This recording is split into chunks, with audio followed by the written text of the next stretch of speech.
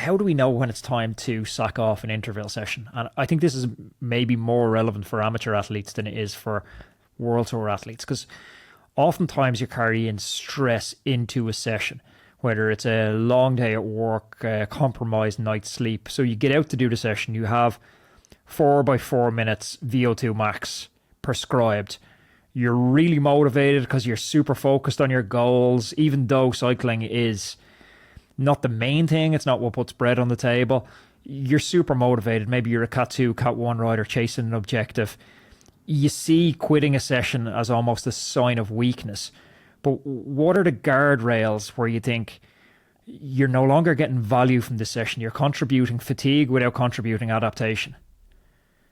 Yeah, I think that's a good point, because the tendency of doing more because you're motivated is always there in high performance sports and also in amateur sports.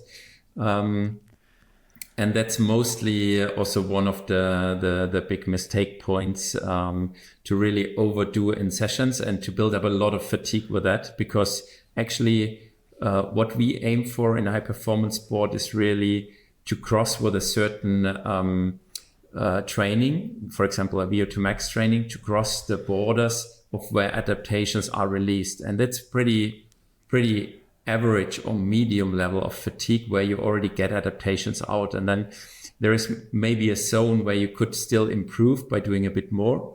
But then comes just a big zone of adding just more fatigue and not much more benefit in the adaptations. And what I said before, even a multi training on a day, like 2 trainings or even 3 trainings in some sports are done per day. And we see also that there's a lot of benefit in doing it by adding up extra adaptations.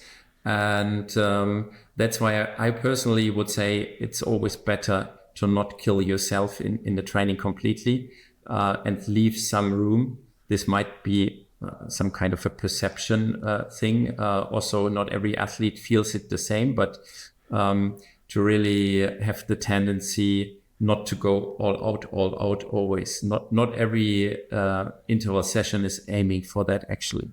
And I know there are these kind of power meter related targets. Then when you drop this kind of percentage in the next interval, then it's time to stop or something like that. But it's all already related to quite high fatigue levels, because when you start dropping, you're pretty much done all you could do before already.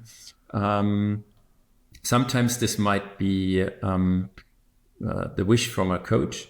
But for me personally, it's more or less mostly in none of the sessions. This is the major target. So I would also really encourage the amateur athletes to really say, okay, not trying to aim for the 3rd, 4th, 5th series. So just focusing on good quality.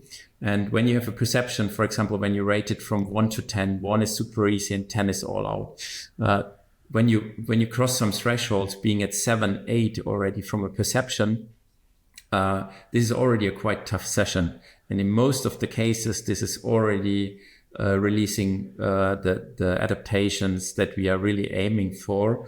And there's no need to add up that extra fatigue, especially when you're an amateur athlete and you have not the sleep time. Sometimes you reduce even sleep because you want to extend the training in the evenings and stuff like that. So then I think this is exactly the point, that, and this kind of perception could really help amateur athletes to be also then happy with that session still, because you think, okay, I achieved that kind of internal metrics that I have, and that's maybe good to keep it like that, and not aim for another session. This episode today has been supported by BIKMO Cycle Insurance. Insure your ride with BIKMO today and they'll donate £10 to Trash Free Trails to support their work in protecting our planet. Head to BIKMO, BIKMO.com, and use the code ROADMAN to get covered and support our wild spaces. Terms apply.